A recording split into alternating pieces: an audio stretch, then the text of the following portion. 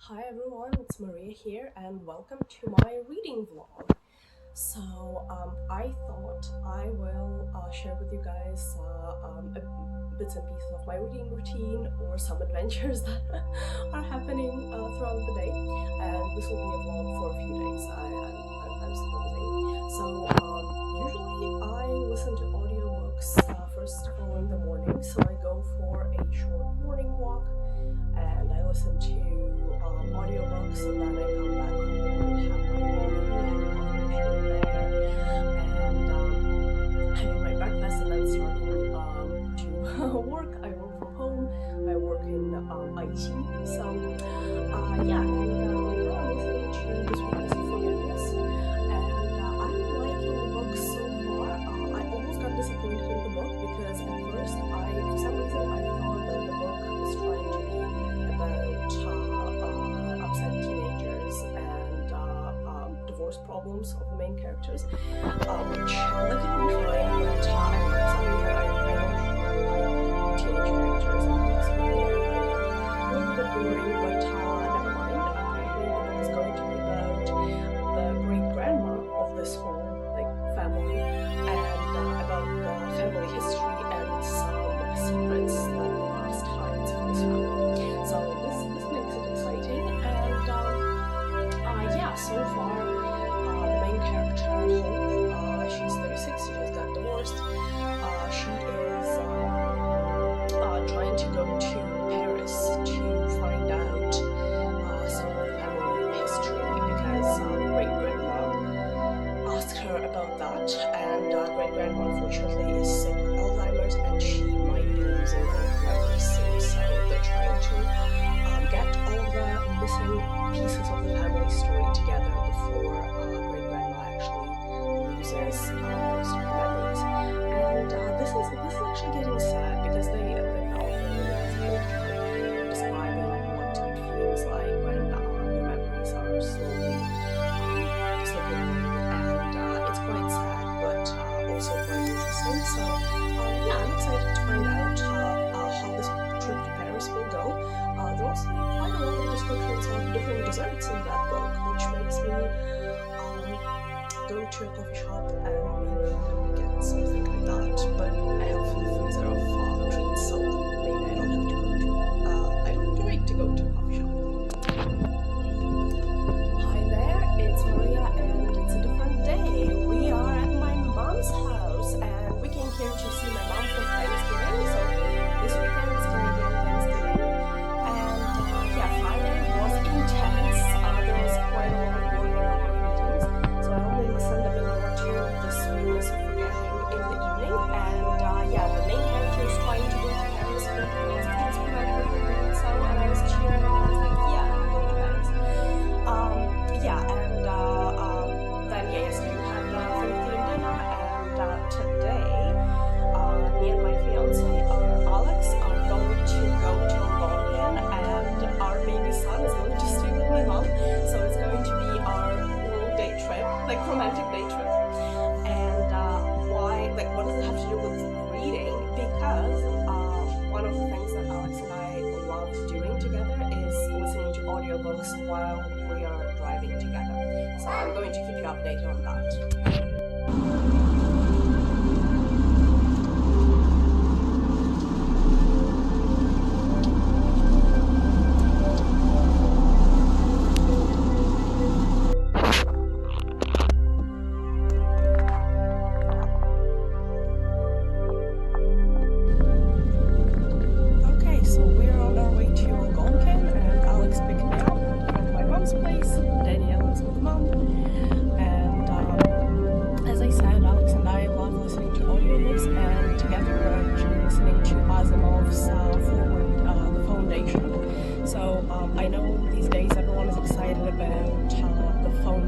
Series which is coming out, and I haven't seen it. I don't want to watch it until Alex and I finish all of the foundation cycle. I mean, reading it, listening to it. So we're listening to Foundation Forward, and if you're planning to read the entire foundation series, you can start with Prelude to Foundation, and I will listen to that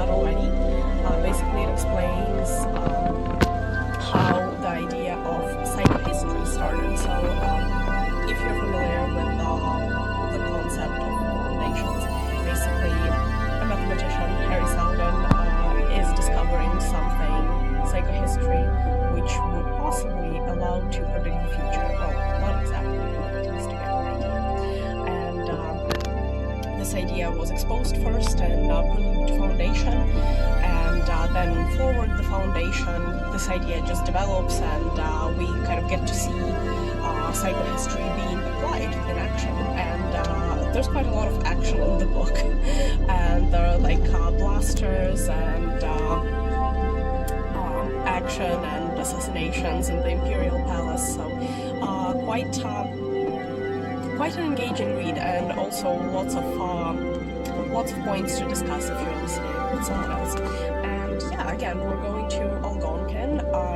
Super excited about that. I will be posting some videos about it and filming how the foliage is. So this week apparently the foliage is at the peak, so Thanksgiving weekend in Canada. Usually it's actually a bit earlier, but yeah, I'm glad that we're catching that. The only problem is it started raining, so it's really hard to take pictures and to make videos, but I'm hoping once we actually get to Algonquin and to the Corridor 60, which is basically the main highway that runs through Algonquin, I'm hoping the weather will be better and I'll film a bit more. Okay, here we go. It's Corridor 60. It's still raining. It's indeed very beautiful, so it's difficult to take good photos because of the rain. So this is not, we just entered Corridor 60, so this probably is not even the peak yet, but yeah, it's been really beautiful, even though it's raining.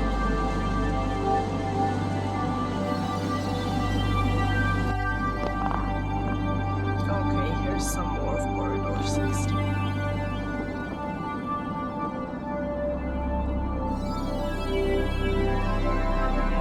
Some parts have a lot of pine trees, but there are other parts that are almost entirely yellow and orange.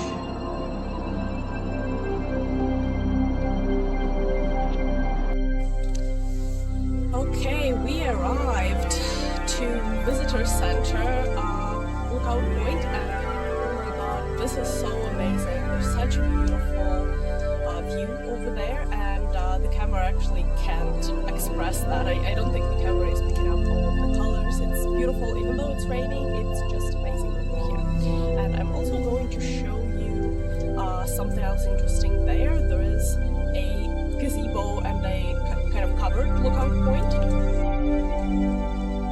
Yeah, look at that. This is a gazebo which is almost like floating. So there's the first part, there's Alex over there, and then there's this top part, and this whole deck. It's quite amazing. And in terms of our book journey, yeah, we're still obviously listening to Forward the Foundation, and it's really nice because it's almost like becoming a family saga. So we get to find out about the mathematician who came up with the psychohistory, so Harry Seldon, and then we get to know about his son and then his granddaughter. So I like this family saga approach. In this case, I usually don't like family sagas, but this one really I find interesting. Walking around with all those leaves is quite cool. So as soon as we filmed that bit in Algonquin at the lookout point, the rain just started pouring down. So Alex and I ran around getting set to get at least some of those beautiful leaves of all the red and yellow and orange colors. And yeah, we had to go home.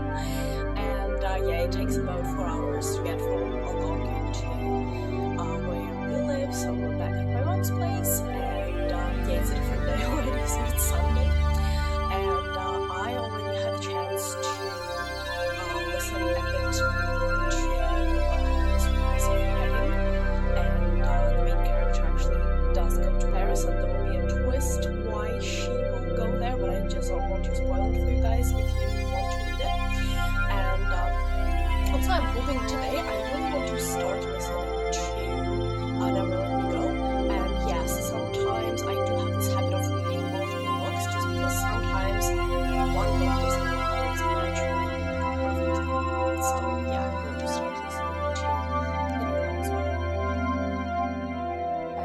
meantime, just wanted to show you that I'm doing some embroidery. So this is my current project, and guys, you would not believe I started working on this project in 2007. Yes. So it's been over 10 years. So this is something I decided to take up, and it's cross-stitching. So cross-stitching does take time, but to me it's almost like a puzzle. So I listen to audiobooks while I embroider, and I enjoy it quite a bit. So I've been listening to Never Let Me Go for about an hour, and I would say, guys, this is a book that if you don't want to get depressed or anything, don't listen to it for too long, because the book is amazing, and Ishiguro has this amazing language and also metaphors, and the way he describes even the most simple things. But the book kind of gets darker and darker, so we go kind of like from describing an ordinary boarding school where young people live and learn and we slowly go into darker and darker place where we start finding out that those young people are basically doomed because they are chosen to be the donors for organs for other people. So it kind of gets darker and darker in there. Actually, I've heard a lot of critics of this book actually comes from there, that it's kind of like it gets way too dark for some people's tastes, which I think there is time and place for literature which is a bit depressing, just because the author really tries to prove the point. I'm enjoying it quite a bit, but yeah, just a warning, it's kind of getting dark. Okay, so I've been listening to Never Let Me Go further, and embroidering a bit more, and actually I want to I don't want to make an impression that Never Let Me Go is a super depressing book, because really there are even places with humor in there. So for example, there are a few ordinary situations in that boarding school that those young people are in, which kind of totally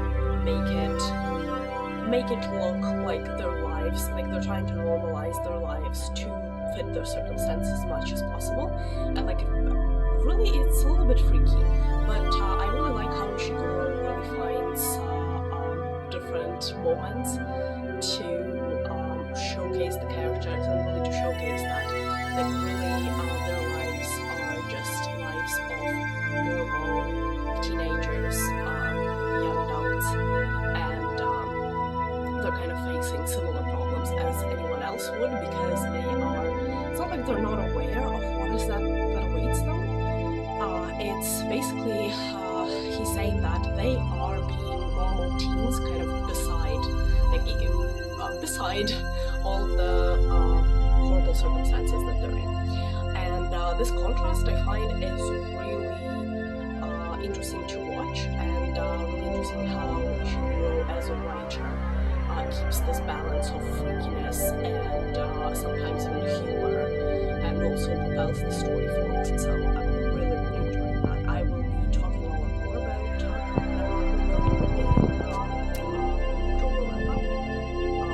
but right now I just wanted to share my emotions. Okay, so Thanksgiving is over, but you know what they say, when Thanksgiving is over, it doesn't mean that all of the pies and tasty treats are over. So I'm still working on finishing up those Thanksgiving pies, which is amazing, and I'm continuing to listen to the sweetness of rain, and I'm almost done. And I would say so far the book is so good. It's sad but also optimistic, and I'm writing it very well. And I only have the whole last bit to listen to. And actually it's intriguing, because it seems like everything that should have happened in the book already happened, and the last bits that are unsaid yet, but they seem a little bit, they seem obvious, like I'm sure this is what's going to happen at the end. Yeah, I'm honestly curious what is the author is planning to dive into the last few chapters. So stay tuned for that. And yeah, but I'm not going to spoil it to you. And also, it's not a spoiler. It's like it's one of those books where you kind of know what to expect, but it doesn't make the book any less engaging. And now it's work recording, so sometimes I listen to my audiobooks at lunchtime on my lunch break, and I work from home, so I have to switch my earphones to start listening to my audiobook. And also I listen to audiobooks when I work out on the treadmill. So behind me is a treadmill, and I like to go for a treadmill walk, and I'll listen to my books. It's actually a good way to stay motivated if for whatever reason you don't feel like going on a treadmill. I can just say, okay, I'm going to go, and that will give me a few minutes to listen to my audiobook. So I like that as a motivation.